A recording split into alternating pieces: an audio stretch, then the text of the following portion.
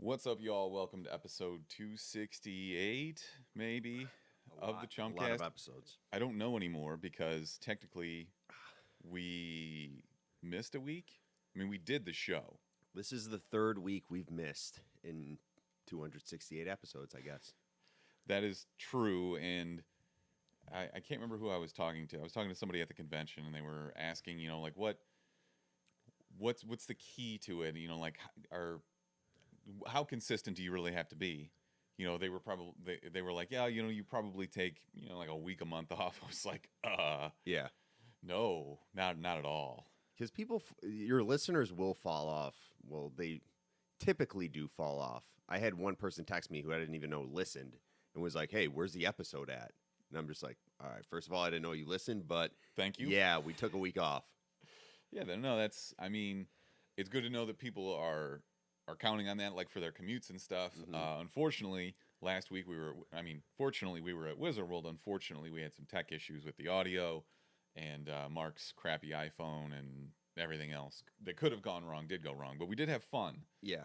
And that's what really matters in the end. Yeah, we did. We had a good time. I'm so glad we only had 2 days there. 3 days is a lot at a con now, especially being in your 30s. You don't have that energy anymore to stay on the con floor for 3 days in a row. Yeah, that and it wasn't the largest convention in the world, so after a while you've seen it. Yeah. And granted, there are people coming and going, there's different people to speak with, but yeah, we need to do like a New York Comic-Con or a San Diego Comic-Con, because I feel like the scale of those, and you actually get to the point where you have to plan out your days, because I'm sure there's going to be certain things you want to do, and it's so big where you can't get to it all. But yeah, the C2E2 is kind of like that. It's bigger, but it's nowhere near a San Diego Comic-Con. It isn't, but also we're probably never going to do that. Yeah.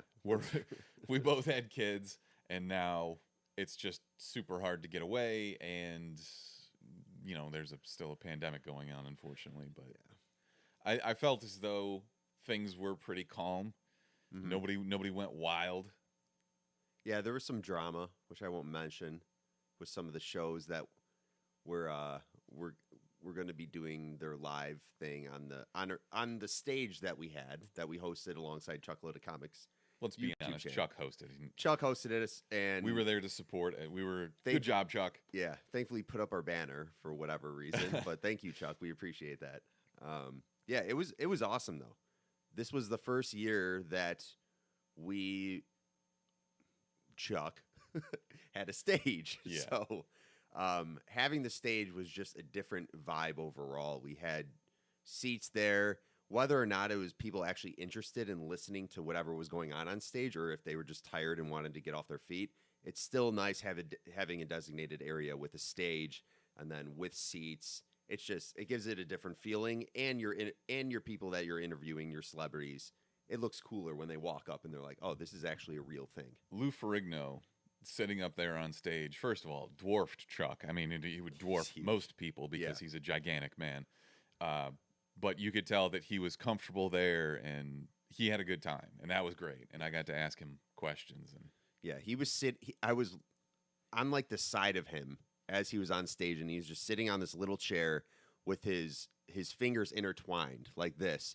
And I was just looking at how like big his fingers were. Those are just like his fingers were like about to wrap around his wrist. I'm just like, oh my God, this guy is huge. Super nice guy though. Yeah.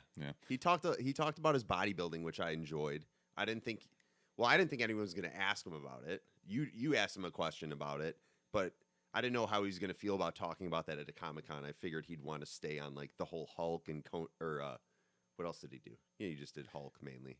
He did Hercules at one point. Hercules, okay. Yeah, he talked about bodybuilding. Didn't talk about Arnold. Don't you think that's what he actually cares about, though? Yeah. As opposed to, what do you think Bruce Banner would do in this scenario? I mean, of course, that's what he spent that was his life's work. And it's one of the main reasons why he got the work he did is because he was gigantic and huge and in shape all the time. Yeah, pretty much. But you bought something, I bought something. Yeah. What did you tell your story? Tell your story of this woman who absolutely bust-tossed. All right, well, I'll tell it from the very beginning of why I was like, yo, I need to get something, is because I did the DC trivia and I took second place, but let me just say, I tied with this one guy that has won, I think, 3 trivias in a row with Chuck. They keep having him back on. So he knew his shit. And I actually messed up on one of the questions. Way to go, regardless.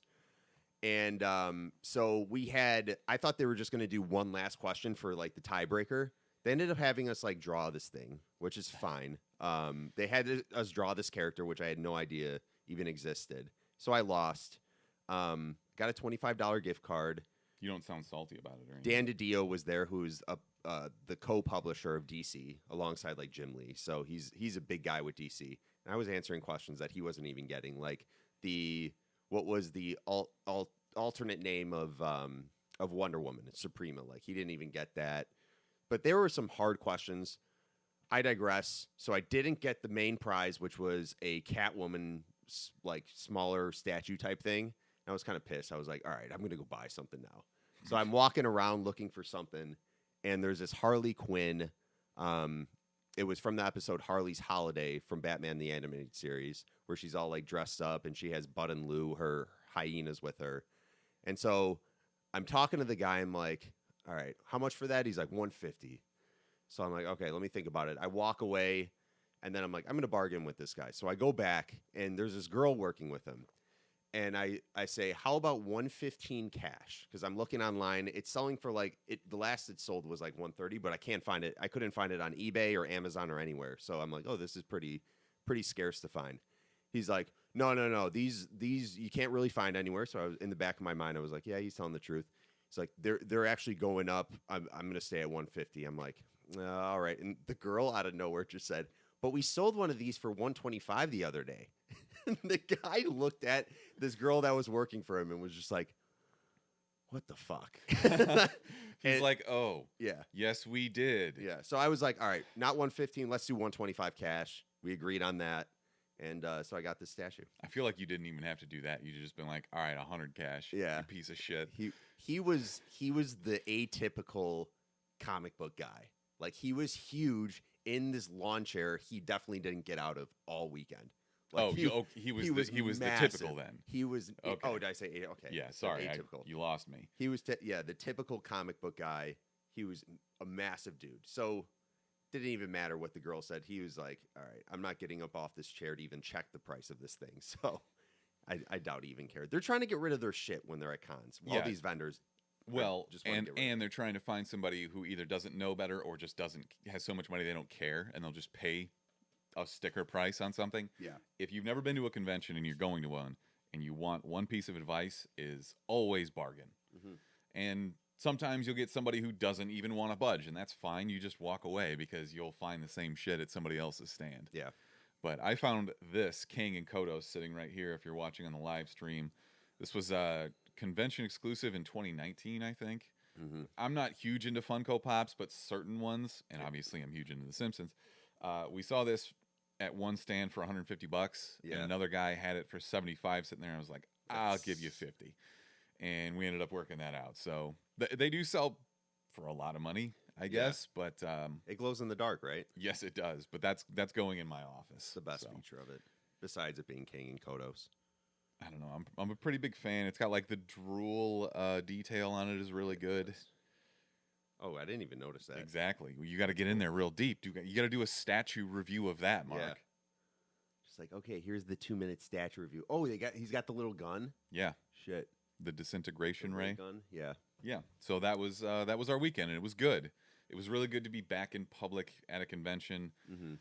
I still am sad that I ate convention food at one point, but I stayed away. I'm glad I didn't eat anything from the convention. I just like eventually you don't have a choice. You're hungry. You're starting to get pissy. But yeah. All right. What does the person in the chat say? Uh, How's our audio, by the way? it's fine. Sound I good? checked it. Okay. This is Elise saying that she was intimidated because we rolled up as a squad. I think she's talking about the woman who Oh yeah. undercut her. Yeah, we boss. did roll up as a squad. We're like, how much for this? We did a lot of that, and I was searching for the old school Simpsons minis, the action figures too, and we saw some cool stuff. But Didn't you say you bought 11 of those the other day? I bought so of the ones we saw, they were averaging like $25 a piece at the convention, and I probably could have talked them down to like 15, whatever. My parents are retired and go to garage sales and shit, and they're always asking me like, "What can we look for you?" I'm like, I don't need anything. Specifically, these Simpson action figures. Well, they finally asked me so many times that I was like, "Fuck it, see if you can find some of these," and immediately they have found 13 of them for me. No way. So they bought 2 before and they paid $5 each for them. Yeah. And then they walked into some shop in the middle of nowhere. Yeah. And this guy had 15 of them, a couple duplicates. I was like, buy one of everything and offer him $90. Okay. And he took it. So they were like $8 a pop. What if your parents are just being super nice and actually just going online and buying it for retail? They and would just like, never. we're finding these, and you're just like, good. No, I'm cheap because my parents are cheap, and that's where I got that. They're They're never. really finding these in the wild, but they're obviously now keeping a really keen eye out for all of this. Yes, and my mom starts making a list of the ones that she's bought. I mean, it's great. I love my parents because they do shit like this for me. Obviously, I pay for it, but they probably enjoy it too, like kind of hunting for these things. And my dad called me last night and he was like, I got curious and I started looking at some of these online and they're getting like $40, $50 for them. Start I was like, flipping them. Yeah. Yeah, they will. And if you want to start doing it, there's money might to go be back made. and buy the duplicates. They might. They went through and they listed all of them and it was hilarious listening to my mom try to name these characters. Yeah.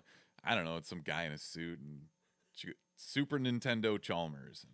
And, anyways, moving on. News to us.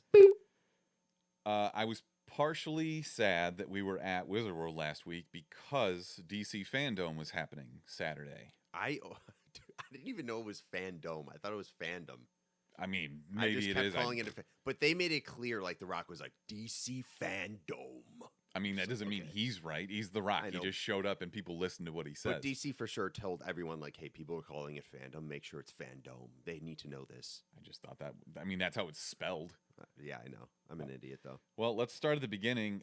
Let's do the video games first because you pointed out and you specifically wanted to talk about the trailer for Gotham Knights.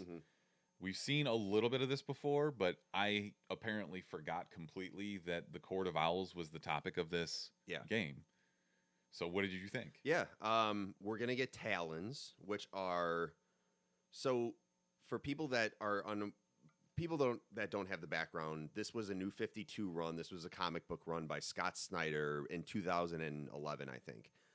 The Court of Owls is essentially an underground organization, like a cult, who have dated back to like the beginning of Gotham. They've been around forever, and they kind of pull the strings. They control all of the shit that happens. They're the deep state. Yes. And they're extremely wealthy, bunch of families, rich, and they all wear this owl mask. But they have assassins that work for them called the Talons or Talon. There is one specific Talon called Owlman, and I'm not going to spoil it, but there's a big reveal about him. I don't know if you guys want to go back and read the comics if you haven't, but this game most likely will get to that reveal at the end like they did with Arkham Knight, who was the Arkham Knight. It was kind of like the Red Hood thing. Obviously. Yeah, it's definitely a storyline I'm glad that they're doing in a video game. And the thing with DC that I love, and I think they do this better than Marvel. Well, I know they do this better than Marvel. When they design their characters, they're just like, this is how this character is going to look. It doesn't need to look like the live action person at all, and they do a great job. Like the Harley Quinn, the Boomerang from the Suicide Squad, like they look nothing like the characters like that we get in the live actions, but they look amazing. That Square Enix Avengers game that came out like last year, it looks so campy and bad. Yeah, because you can tell Marvel's like, oh, we kind of want this to look like Tom Holland, but we don't. Like, we want it to be different. and then they can't decide, and then they end up switching the character design. It's like, you didn't need to do that. That just kind of shows that you didn't think this was perfect to begin with. But I like how DC designs their video game characters, and Gotham Knights looks like it's going to be great. Specifically for the storyline, I have a feeling it's going to be okay. They find out early like who the Court of Owls are, and then they realize that they have a hand with all these other like factions of villains and their henchmen. Mm-hmm. So I think you're gonna have to go around Gotham and fight like Mr. Freeze's henchmen, even though he really doesn't have too many. He's kind of like on his own. But then you have the Penguin. You're gonna go around and have to fight all these syndicates and these villains and all their people before you get to like the ultimate battle with the Court of Owls. It's going to be like every other Gotham game. Yeah. And that's great. Don't get me wrong. That's exactly what I want, is more content on a newer console. Yeah. I would love to play this on they probably don't do it on PC until like way later, right? Yeah, I don't know if Steam is going to do something with this. Usually not, though. Yeah, usually they come out for Xbox and PS5 or whatever That sucks. first. Okay. I was much more excited about the Suicide Squad game. Mm-hmm. And, well, first thing, before we go through this, I had to ask who was narrating that Gotham Knights game. Yeah. Because I couldn't tell if it was supposed to be just Carmine Falcone, because it's just a big fat guy. Yeah. He didn't look like, he didn't have the penguin nose or any of the scars on his face or... Yeah, that's Penguin for sure. Okay. I'm stupid, but... Yeah. Anyway, Suicide Squad, to me, looks like a much better game. I think that they both do the thing where you're going to be able to play different characters and have different skill sets, which I like, because that kind of builds on some of the stuff they've done, like the Catwoman stuff. But the varying skill sets of the Suicide Squad characters is what's going to make this. It's like Gotham Knights, you're going to be able to do different shit, but you're Batgirl, you're Robin.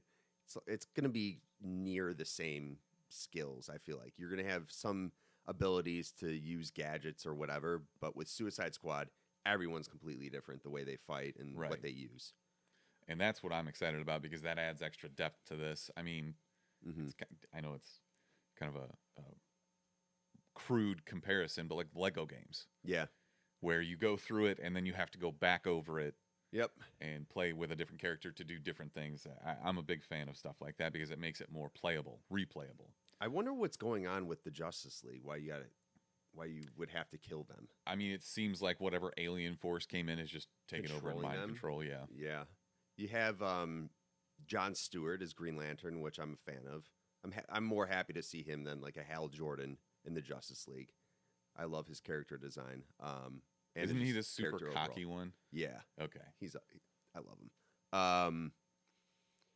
I wonder if when you're King Shark, if you can just fucking rip guys in half and just run through walls. Be unreal and just eat people the whole time. That's what it's going to be, that Lego game, except it's going to be rated M for mature, and you just rip dudes in half. Yeah, it's going to be awesome. That's great. Okay. Where do you want to start with the other trailer? Let's start kind of and build to what the climax is. Okay. So the thing that I was least excited about is this first look at the Flash. Mm-hmm. Ezra Miller is here and still looking really weird. He's wearing like a dog collar and his promo little... His shirt collar was like down here. Yeah. So you could just see his hamburger meat chest. It was very gross. He was trying way too hard. Did anybody ever talk to him about hitting that woman in Iceland? I don't know. There was never an article like that was explaining that. I'm like, wait, was it a joke? Was this all just a skit or something? But I guess it wasn't, and everyone just supposedly forgot about it, or just is not talking about it. I mean, I didn't forget. Whatever. What the fuck? The movie. What did you think of what you saw from the movie? From the Flash. From this small teaser. This small teaser, yes. Yeah, so everyone was like, we're getting Flashpoint Batman. I don't think we're getting Flashpoint. Well, technically, we're getting Flashpoint Batman, but we're getting Michael Keaton's old Batman. Listening to you try to explain this is yes. funny. Well, Flashpoint Batman has a fucking sick ass costume. Oh yeah, he has his suit. Yeah, it's red and gray and all this shit, and he has guns. I think usually, yeah. We're not going to get that. I think we're just going to get the regular Michael Keaton, but they're taking these different multiverses from different. They're taking multiverse movies, and they're incorporating them. So they're going to just stay true to the Keaton Batman. He's probably going to wear the same costume. But it looks like we're getting the Keaton Batman in this, so that's going to be quite interesting. Do you think that similar to the other Thomas Wayne that he will start murdering people? Well, is it going to be Thomas Wayne or is it going to be Bruce Wayne? I think it is Bruce Wayne. Okay. So I don't think it's either Flashpoint way. Batman. Do you think that in this case, if they're doing quote unquote Flashpoint but not Flashpoint Batman, does he turn murderous? You get what I mean? Maybe. I that's a good question. Because I don't Thomas know that, Wayne though. straight up killed people. That would be the way to go about this, though, is have some spin. I don't want to just have a bunch of callbacks to Keaton's Batman, you know? Mm. It'd be cool to see him wear the suit, but I want him just like, shit has really gone wrong in Gotham. He's resorted to killing, yes, and I'd like something different like that. I want the old Keaton Batmobile to show up. Yeah. I think that would be incredible and a great homage. And it looks like there's two. Are they going to do like a double Ezra Miller thing where he meets himself? I noticed that. I mean, it could just be how many different. It could be Jay Garrick or whatever. They could pull in any of the Flashes that have ever existed. But one looked like if they did Jay Garrick, they'd have some other actor. One looks like it's Ezra Miller. Like it's actually Barry Allen from just a different multiverse. I just really don't like Ezra Miller. Yeah. I was so excited for this, and now after seeing this, I'm just like, yeah, it's still Ezra Miller. I'm not as pumped for it as I was before. Where did you land from last week to now on Peacemaker? Because we did get the full trailer. It makes him look even more inept than the sneak peek that we got from James Gunn. I think this is going to be hilarious. Yeah. I think it's going to be sad, too, though. I can't wait for this overall. He... In Suicide Squad, for those of you that didn't see it, you tend to hate him towards the end for one of his decisions. Yeah. But at the base of it, I think his decisions are all because of shit that happened when he was growing up and just feeling like he wasn't worthy or people didn't respect him or thought he was a joke. And I think that's still kind of the rap he gets. Like in the beginning, this guy's like, there ain't no guy named Peacemaker. Who the fuck's Peacemaker? And he's that just guy. Like at the deep down, I think he's a nice guy. Like he won't tell somebody to fuck off. Like he's just kind of not a coward, but I think we're gonna sympathize with him a little bit more in seeing him in this series in his fucked up relationship. It looks like with his dad. We're gonna get a different side to him. I forgot about his dad. Oh, that's incredible, and it's so timely. Yeah, because he was at Wizard World last weekend. But that's great. He actually has that haircut. He seems like a different cat. He's like a cool grandpa, but not that cool. Like thinks he's too cool. Like grandpa, just let your hair fall out. You don't need a fucking crazy Elvis do going on. I need like a Mr. Magoo style. No, Inspector Gadget. Since we've talked so much about Inspector Gadget, yeah, I need like a Peacemaker fucks everything up all the time, and either his sidekick guy who stalks him everywhere, or the eagle comes comes in and saves the day while he fucks everything else up. Yeah, that's what I want to see. It does look like this is going to be hilarious, though. I hope so. Yeah. All right. Obviously, this culminates in a trailer for the Batman. Our first long official look at Robert Pattinson as Bruce Wayne. We had Zoe Kravitz in there quite a bit. That's exciting. Yep. Colin Farrell is unrecognizable. I don't understand why would you cast him to make him look like somebody completely different? It's crazy. So I cede the floor. It works though. Yeah, I mean, don't get me wrong. He doesn't. It didn't look like he was in bad makeup or anything. It just why? He's just not Danny DeVito. You could have just paid somebody who looked like that. I think it's cool. It's something people talk about though all the time. It's actually a really smart move. Taking somebody that looks nothing like the character and making them look like that. Why is that a really smart move? Because everyone's talking about it. Everyone's like, look at fucking Colin Farrell and like the side-by-side pictures all over social media.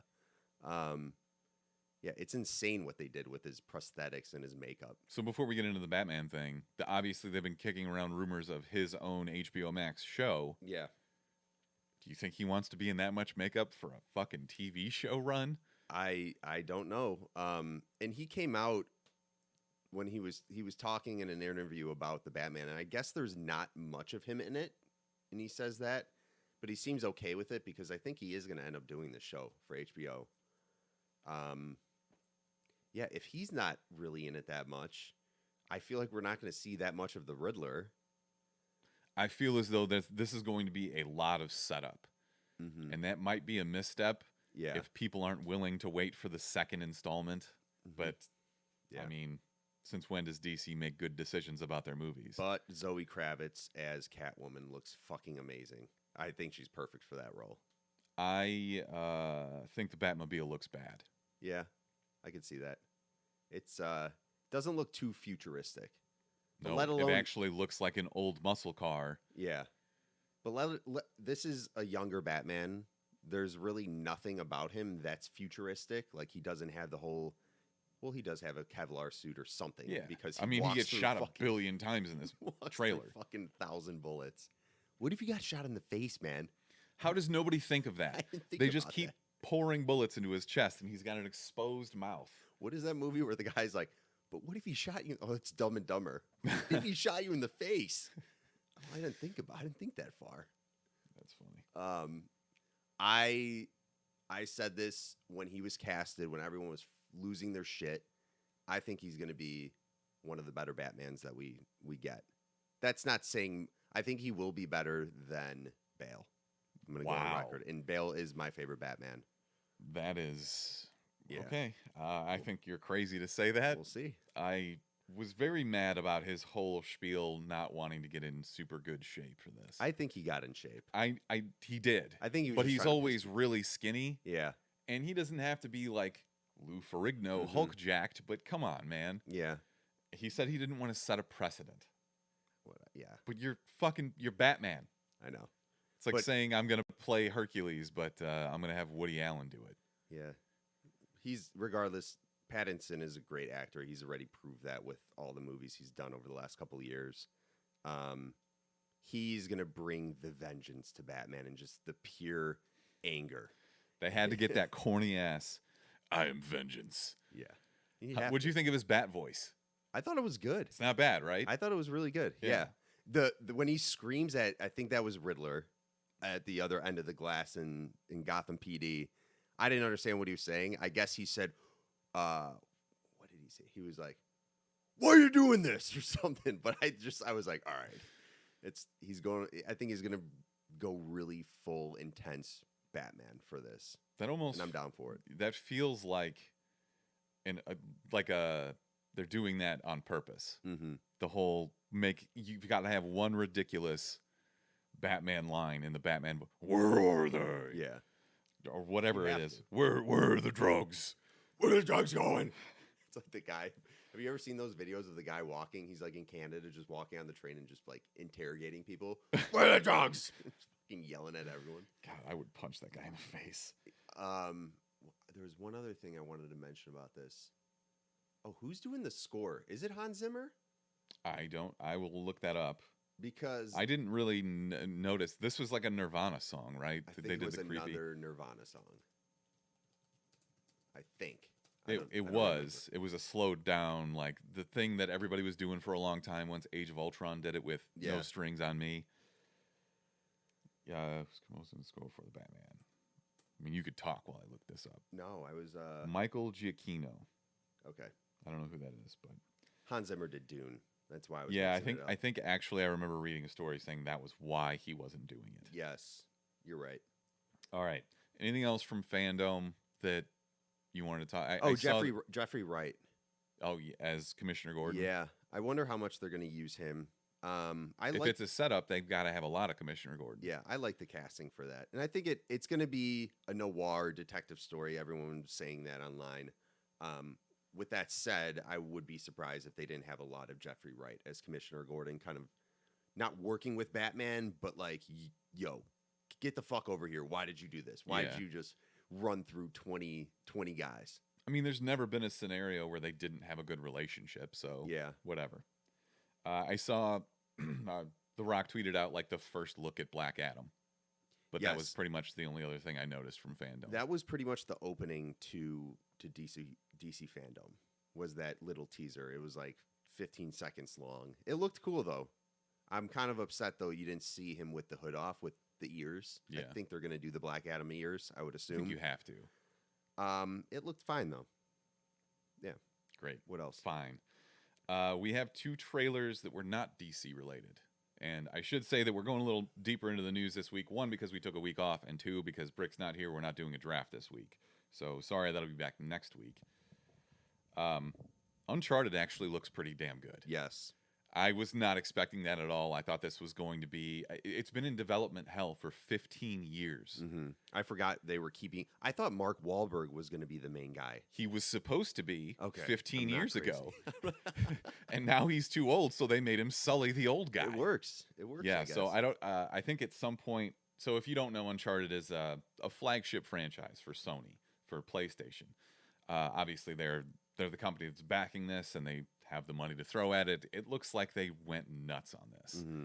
The action looks crazy. The set pieces, they have the grand balls and stuff where you're doing not just the parkour style climbing, but you're doing espionage to like try and track down who knows information about this treasure or who can fly you to this remote island. It looks really good. Yeah, good costume design too. They showed Tom Holland and the getup that he's always wearing. Like is he wearing overall? No, not overalls. No, they're not. They're like cargo pants. All right, but he's like, yeah, in the.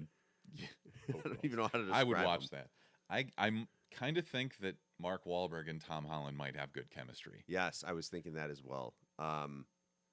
They're both kind of, I don't know if it's the Tom Holland we always get where he's gonna just be like kind of annoying, you know, and just the way he's gonna talk, just the way on camera he's gonna talk to Mark Wahlberg. I feel like Mark Wahlberg is gonna just be the kind of role he did in the other guys where he's just pissed off all the time. Yeah, that's kind of what I got. Yeah, they can but work. it's Tom Holland doesn't have to be that Spider-Man guy and everything. Yeah, he's done. What was that super dark movie we watched where everybody gets murdered? Yeah, it's a long. You know what I title. mean? Yes, but it's he with was Pattinson. he was pretty reserved in that. Mm-hmm.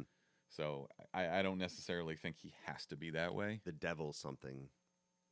The devil. I don't know. The devil and The devil made me do it whatever. or something like that. No, that was a different movie that we watched that I hated. Okay, last trailer, something we've been talking about for a long time. Cowboy Bebop, less than a month away. I think they actually dropped it a month ahead of time, Yeah. this trailer. They put a lot of production time and money into this, and Yeah. that kind of makes me happy. I read an article yesterday, I think it was probably on IO9 or something, Mm-hmm. complaining about how much Netflix is using the original music. Like they were complaining about Fuck them off. using Tank all the time. Like this is one of the most iconic No anime shit. songs of all time. Of course you're going to use it.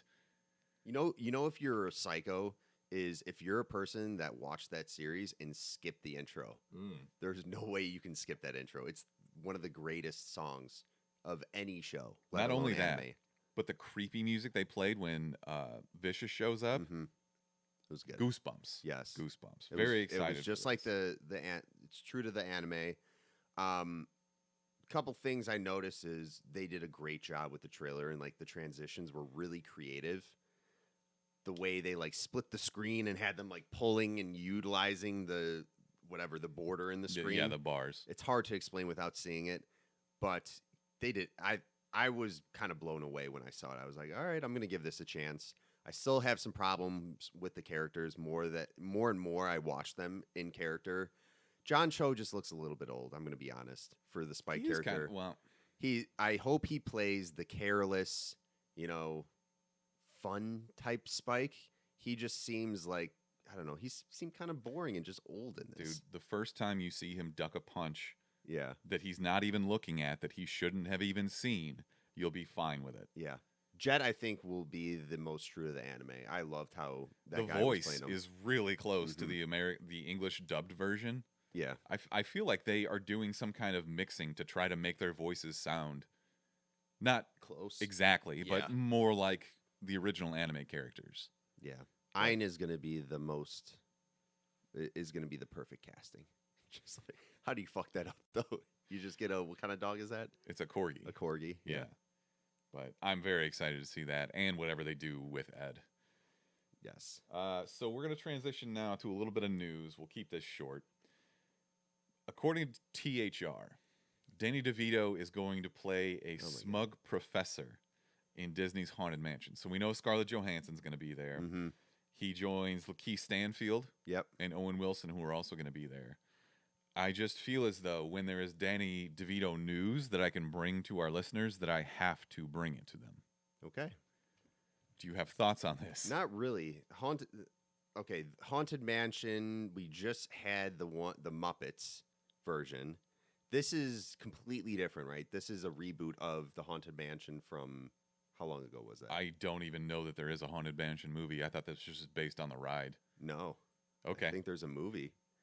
I would have to check that, but I'm pretty sure there was one in like the 90s or something. You're looking forward to this more than I am. I'll just say that. And wasn't Danny DeVito's? Aren't they bringing back twins with Schwarzenegger? And Tracy Morgan. Okay, to be the triplet. That's what I'm looking forward to the most. Yes, from him. That's going to be incredible. Maybe this will spark your interest a little bit more. You have any interest in a Barbie movie? No. Directed by Greta Gerwig. Absolutely not. And starring Margot Robbie and Ryan Gosling. Margot Robbie, maybe. You don't like Ryan Gosling? You don't like the Goose? I like Gosling a lot too. The casting's there. It's being, would you say directed or written by? Possibly both, at least directed. Dude, what is going on? All right. What are they going to do with, what is the story here? I don't know. Does she have any experience writing besides her speeches that she does on climate change? Does she have any experience? Dude, Greta Gerwig.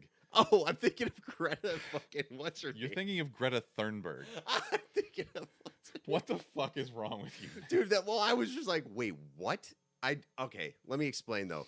I just saw a video of her singing it wasn't Take On Me. I don't know. It was a TikTok video with her in it. So she's like becoming much more relevant again. I mean, she was huge during the whole climate change stuff. Yeah, that stuff, it's over. So now. I thought maybe they were like bringing her back into the light. Like, no, now she's going to be directing this Barbie. She's going to be a director, and she's young. I thought maybe like, oh yeah, she plays with Barbie still. I don't fucking know.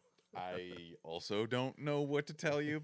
That was funny though. That was a very brick. Right. Thank you for filling in that brick segment that's not here this week. Okay, who is Greta? She did Lady Bird. Gotcha. With Saoirse Ronan. Okay. So she's an Oscar-winning director. Is this going to be an A24 Barbie movie? I would probably be more likely to watch it if that was the case. Barbie starts like summoning demons and like there's a bunch of goats and shit. You know what else I forgot is that Lamb movie came out. I'm not seeing that. I gotta see, dude. I gotta see that. I'm not seeing that. It looks so fucking weird. It's an A24 movie. Of course, it's gonna be weird. It's like you don't like weird shit. You told me you like Dune. No, it has to be in a certain lane. Like if I know the A24 movie is gonna be horror related, like Hereditary or Midsummer, I'll go check it out. If I know it's gonna be like just a fucking crazy ride, like the Uncut Gems was, fine. This looks like a Lighthouse lane where they're Lighthouse. You love the Lighthouse. I like the Lighthouse, but at the same time, I'm not dealing with these fucking lambs. Like a half lamb, half dude. Not dude, baby. Somebody definitely fucked a sheep. Okay, yeah. I'm not doing this. There's no fucking way. I can't wait for you to lose a bet, and that's going to be the movie I make you watch. Oh my God. It's just going to be, you're going to watch it, and you're just going to feel so fucking weird throughout the whole thing. That's you're going to have one critic just like, it was beautiful. There's already a lot of critics. The way they brought in the guy that fucked the lamb in the very end and ended up revealing that the lamb wasn't actually a lamb, it was a sheep. So therefore he was a sheep fucker, not a lamb fucker. And it just made so much more sense to me. Just like, okay. I have nothing to add. Fuck out of here. Here's some money. Go see a Star Wars. I couldn't have done that any better, so we'll just move on. All right. Mark, what have you been watching? I know what you've been watching. Is a lamb and a sheep the same? I think a lamb is a baby sheep. Okay, never mind. I thought they were a different species. I don't think so, but I'm also not an expert. I'm not a biologist, Mark. Okay. I know what you've been watching. Go ahead and tell me what you think about it. F1? You've been watching Drive to Survive. You haven't been watching actual F1. How happy are you? I'm trying not to be like, did you get to this part yet? Because I don't I'm want to getting there. I don't want to be like that, and especially like if you end up not liking it, I'm not going to be like crushed over it. Yeah. I think it's great so far. The one problem I have with F1 in general as a sport. Say his name. No, not Max sucks. That guy's face sucks. I hate that guy. My problem is I start to really like some of these drivers, and it seems like they just go through them like hotcakes. Like they keep fucking switching them to different teams. Like I've stopped looking up these. Like I forget a lot of their names. I'm like, oh, what's his name? Daniel what? And I look him up, and I'm like, oh, he's on this fucking team now.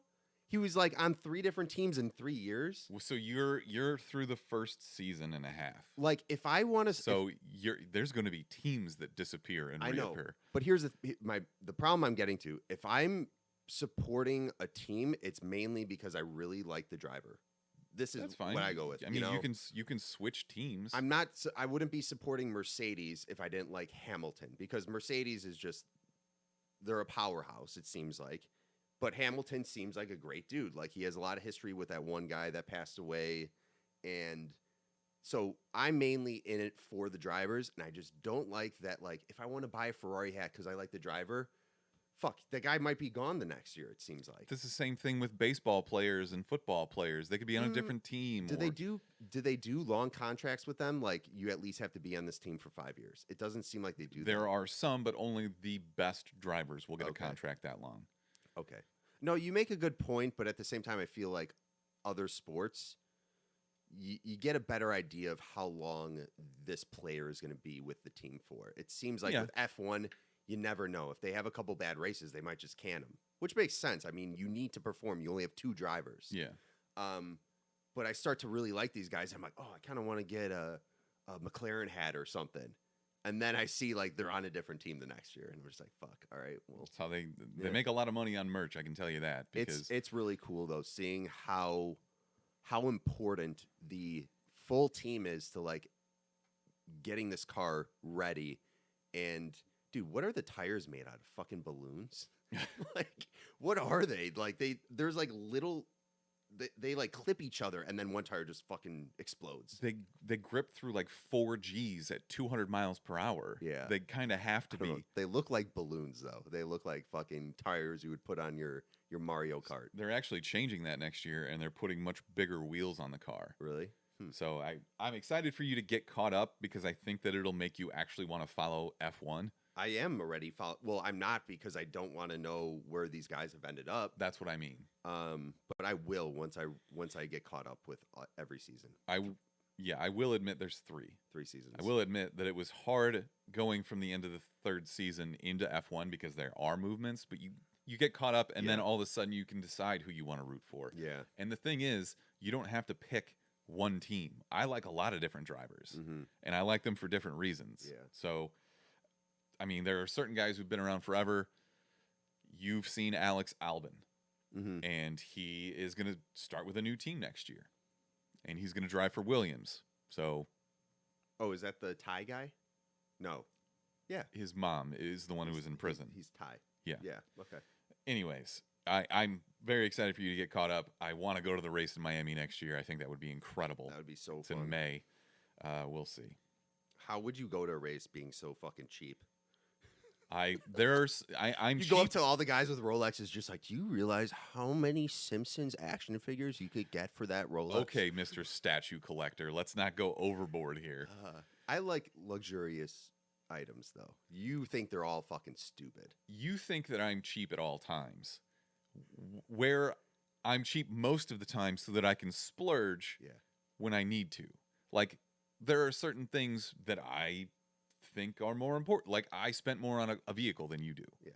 So it's about priorities. I think that a watch is intrinsically useless because there are clocks everywhere and I have a phone. Like, if you were in line waiting for a beer at an F1 race and they're like, you want to upgrade for $20 to get it in this F1 car cup, you'd be like, okay, yeah. No, because I don't want an F1 car cup either. You're cheap ass. If it was like a beer, like one of those foam domes with that hold beer on each side and has straws in your mouth, then fuck yeah, I'll pay an extra $20 for it. And I think you noticed that last weekend as I was housing beers at the convention. You pounded 10 beers within 2 hours. Probably a little bit. Like 24-ounce beers. Anyways, let's. Oh, I still have a recommendation. Okay. And I forgot. Oh, so my guilty pleasures, quote unquote, is just kind of campy humor that it also has a really dark side. For example, iZombie. I was a big fan of that. Big fan of Resident Alien because it toes that line of funny but also kind of sci-fi and somewhat serious. There's a new show with the main character from iZombie, Rose McIver, on CBS now called Ghost. It's pretty good. Okay. And with those caveats out there, if you don't like those things that I just mentioned, it's probably not for you. But it is funny. It's got some heart. It's Rose is married to her husband. I'm forgetting the actor's name, but they inherit an old mansion that obviously is haunted. Rose McIver's character falls down the stairs, hits her head, and wakes up. And all of a sudden, when she wakes up, she can see these ghosts. Okay. It's a really simple premise, but it allows them to kind of. You've got ghosts over different centuries. So, like, one of them is an old Viking. One of them is like a madam from the 1600s and shit. So, there's a lot to do there. I'm excited for it. It looks good. It's something I watch with Erica. Yeah. She enjoys stuff like that, too. So, Okay. there's like 4 episodes out now. You can catch it on Hulu. Nice. I have some music recommendations real quick. First one is a new album by Rufus Du Sol. If you listen to, like, electronic house chill music. You love that guy. I love it's a band, yeah, but Whatever. Rufus Du Sol is one of my favorite electronic like EDM. They're not EDM, but like electronic groups. It's happy boy music. It makes you happy inside. It makes you very happy. I would fully recommend going to listen to their new album and just listening to them in general if you've never heard of them. The next one is a song. It's called Meet Me at Her Spot. It's by Willow Smith and I think her boyfriend. And they have this band, it looks like. But this song has gone viral on TikTok, and everyone is like doing these dances to it.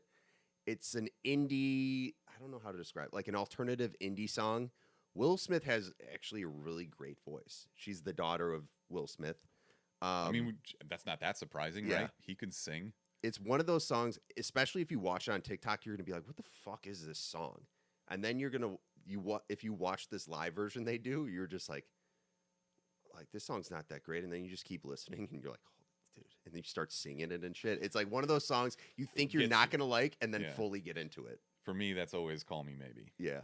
So is it like that? No, it's not like a super pop song. Okay. It's an indie song, I'll call it. Fair but enough. it's really it's actually really good. It's very catchy. All right. Anything else? That's it. Best. We the best! Worst. The worst! She's the worst person in the world. Huge, skank, terrible, but thank you. Now, Mark, I learned from my past mistakes. I'm just going to assume you don't have a best man alive. Oh no, I put up a video in the Discord and you didn't probably pull it in. It's fine. I sure didn't. Fine. How about I go through mine Go ahead. and you can give me your response and I'll try and get that up for you. Okay.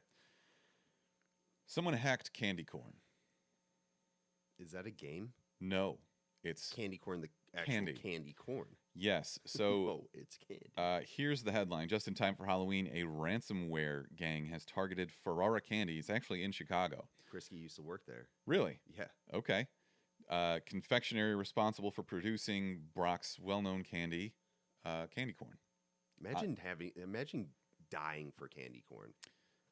Who's dying for candy corn? Like I'm thinking of like guys walking into like their headquarters, just like give us the code.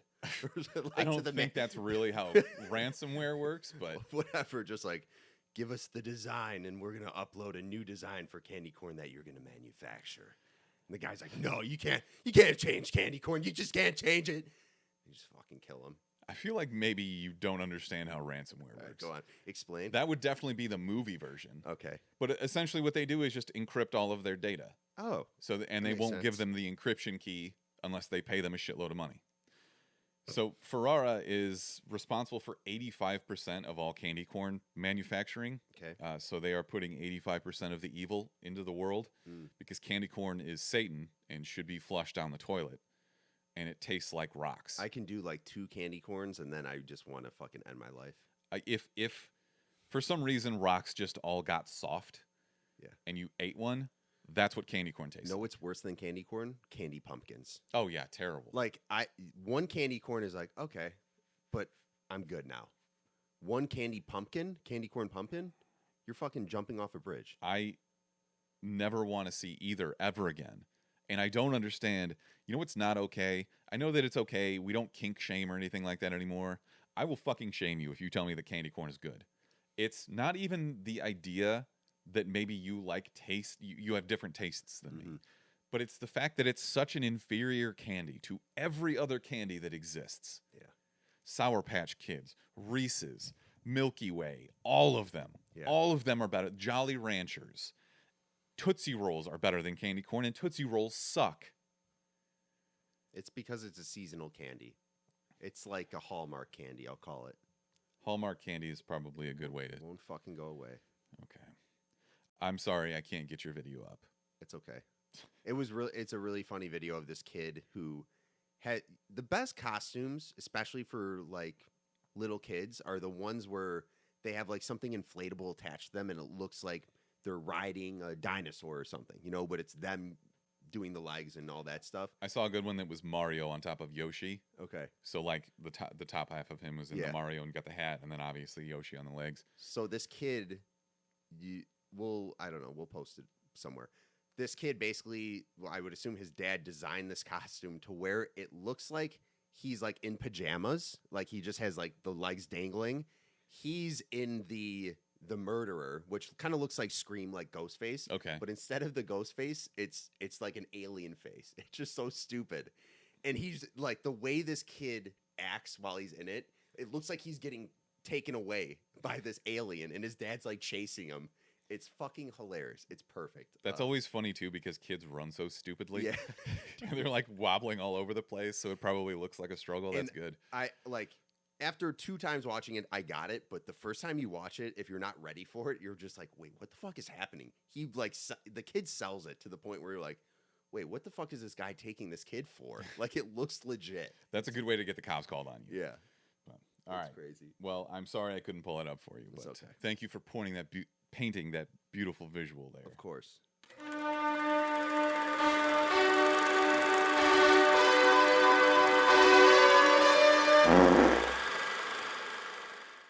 Ladies and gentlemen, I think you know what that fart sound means. It's time to talk about our review this week, which is the movie Dune. It says spoilers for No Time to Die up there. Well, I need to get rid of that, don't I? And I need to pull up a different computer for it. Anyways, the movie Dune. Yeah. Directed by Denis Villeneuve. Denis Villenueve? Yes. Denis Villenueve. So he's brought us other masterpieces. He brought us, most notably, I think, recently, Blade Runner 2049. Gorgeous. I still think that is a extremely underrated movie. It's a super bro cinephile movie. I need you to like opine on that for 2 minutes. Yeah. Denis Villeneuve is honestly one of my favorite directors to be doing it right now. Just the way he like captures scenes and shots and using cinematography. He does a really good job in Dune, which we'll get to. But yeah, you need to go check out his movies if you haven't done it. I would fully recommend Blade Runner. He does run a lot of his movies pretty long. I think Blade Runner was upwards of 3 hours, and Dune is upwards of 3 hours too. 2.5. Yeah, he's a great director.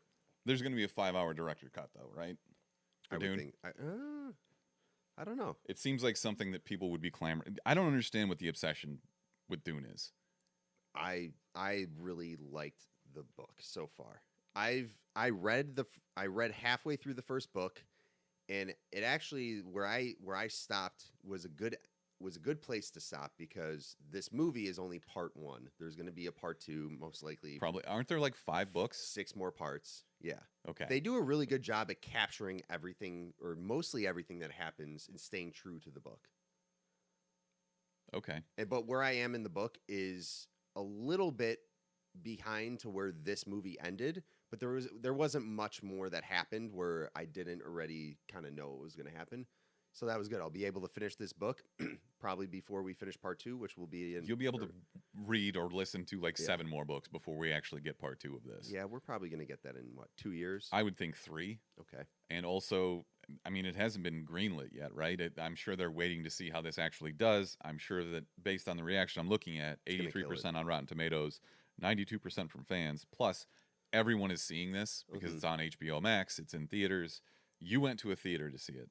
Yes. I should have. I didn't. I convinced my wife to watch this with me, which was, she had zero interest whatsoever. But that meant that we watched it on a smaller TV in bed and not in, the cave with the surround sound and shit like that. So. Yes, you need to be watching this movie in a theater.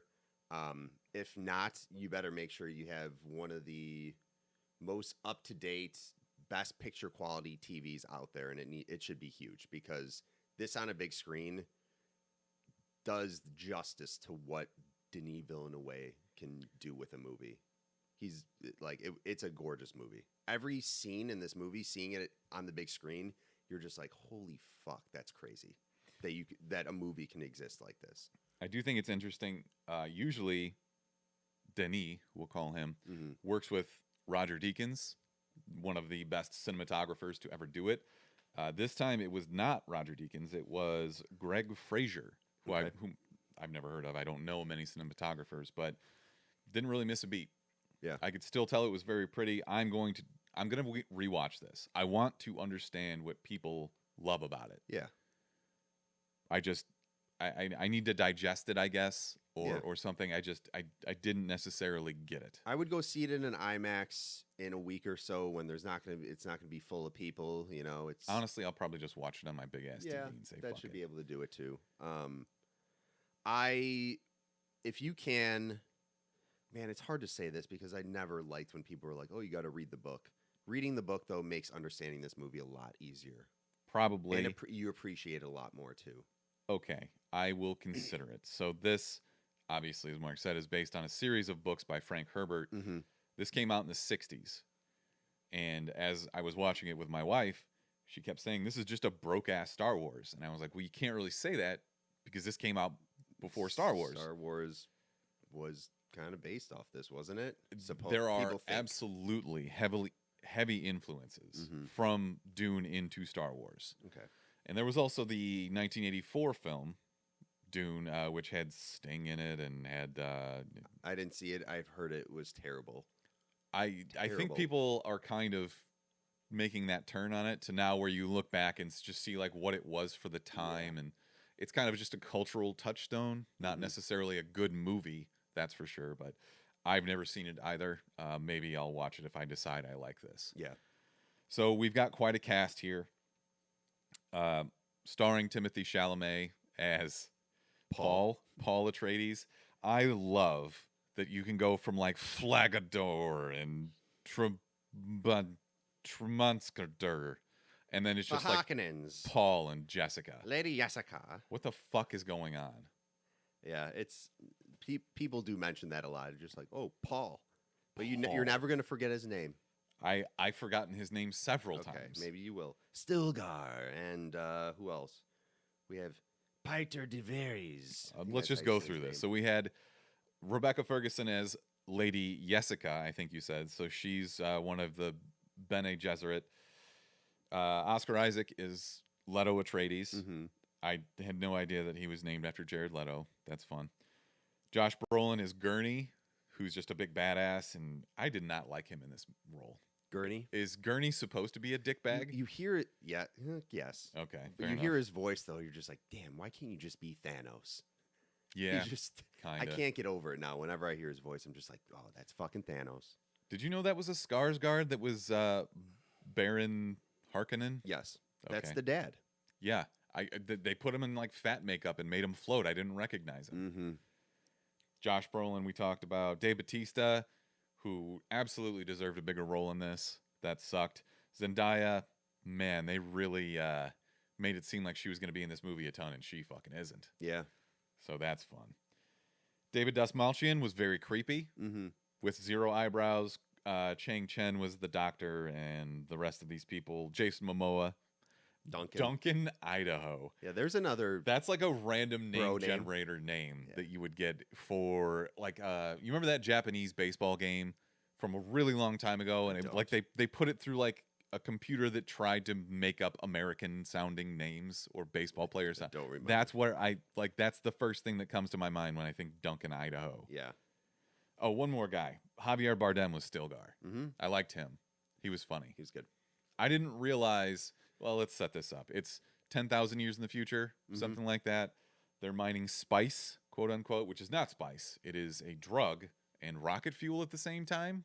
Yeah, it's a commodity that basically fuels space travel. But it gets you high. Yeah. You It's like computer duster. yeah. It has another use, but it also gets you high. It's like if cocaine was jet fuel as well. I could not have described that better. Thank you, Okay. Mark. So there's wars fought over this and all this shit. There's houses. It's like a caste system, I think is the best way to describe it. But the Emperor decides that House Atreides, led by Jared Leto, by Leto Atreides, Yeah, Leto. and his son Timothy Chalaphant, and Rebecca Ferguson are all going to move their family to this planet and take over the spice mining, but they don't realize how dangerous it is because of the indigenous people, the giant sandworms, who also needed more shine, in my opinion. But I guess they are worshipped by the people who live there. So they go to this planet Arrakis, and all hell breaks loose. And there's a war, and there's subterfuge from other houses, and maybe the Emperor, and nobody knows what's going on. And I didn't know what was going on in the movie because I didn't read the book. So I honestly, Mark, I'm pretty much going to defer to you in terms of what you thought here, in terms of the story and how they pulled it all together. So if you've read the book, you know there's a lot of politics in this, whether or not they're pulled from real life. Most but likely, it wasn't like the original, like it wasn't the new Star Wars trilogy level politics. It was kind of like Game of Thrones politics. Yeah. Well, House Atreides goes to Arrakis, and it's the native people there, the Fremen, and they want to say, hey, yes, we're going to be mining spice and everything to keep the universe turning, but it's not going to be like it was with the Harkonnens. We're going to give you this land. This is your land. We understand that. And somebody shows up and starts to fuck shit up, and it's hard to. You don't want to spoil this movie because I have an appreciation for it where, like, yeah, you should go read the book, but at the same time, you should just go into this. If you're not going to read the book, just be ready for, you might not get it at first, and that's how the book is. But if you're interested enough and want to just keep watching it and go into part 2, shit's going to start coming together more for you. But yeah, there's essentially this one house, which is the good house, House Atreides, goes to this planet. I mean, it depends on your viewpoint, I guess. Yeah, I guess too. And it seems like the Emperor, who is in charge of all these different houses and planets, wants to end House Atreides. They didn't show him, right? Make Are an we attempt on all supposed to their know what he lives. looks like? I think you will eventually. Okay. That was a bad. I should be described that Danny DeVito. poorly, but give this a chance. Just give it a chance. See, I think that you're much more lenient with it because you've sunk time into the books. Yeah. I would say there was never a point where I didn't understand what was going on. There is enough context. Like when crazy priestess lady pulls out a needle and threatens to stab somebody with it. She called it something, and I was like, okay, I get it. It's a needle with poison on it. Yeah. That's all I needed. Yeah. So I'm sure there's a deeper meaning to why they call it that and why the Fremen worship the sandworms and shit like that. I just, whatever. I don't care. I don't need that to watch this movie and understand what's happening. Yeah, I will say one thing that might not be clear that you mentioned is, so Lady Jessica is Paul's mom, and she is a member, I guess I'll call it, of the Bene Gesserit, who are essentially witches, kind of. You know, they have these powers, and Paul, you will see throughout the movie, can look into the future, kind of predict what's going to happen. He has these visions, but at the same time, he makes some maybe alternate choices because of these visions he's seeing. But he does have these powers, and typically the Bene Gesserit are females, they're women. But he has taken these powers from his mom, or not taken it from her, but he's acquired these powers from his mom. She trained him.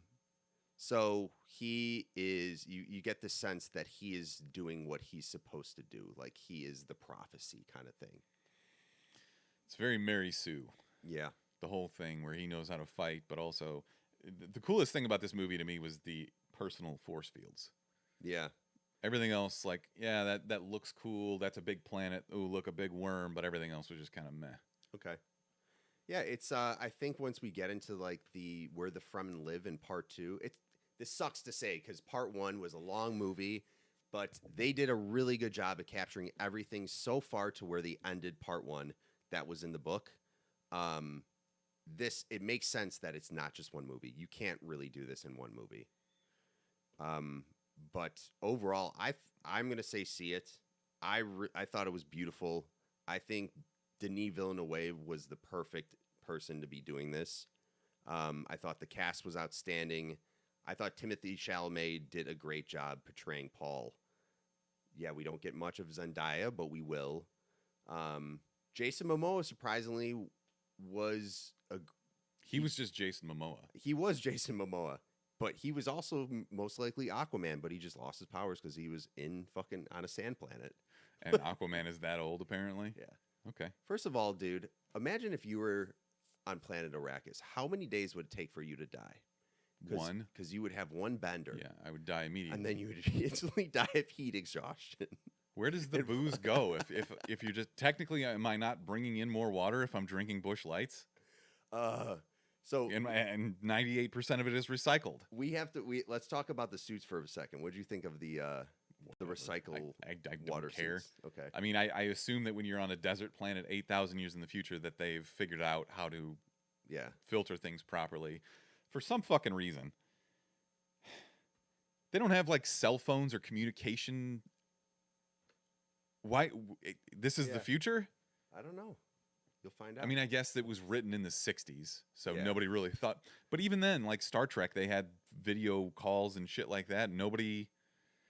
Yeah, well, at the same time, Star Wars, what did they use? They had like holograms. I know, but like if they're in the heat of battle, like Han Solo wasn't calling fucking Chewbacca to see where he was at. I guess that's stupid too.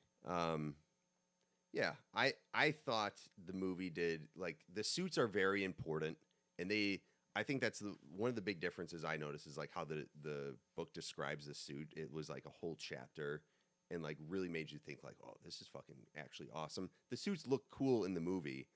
But yeah, at the same time, it's kind of a weird concept, especially you would just be sweating alcohol, so you would be drunk all the time.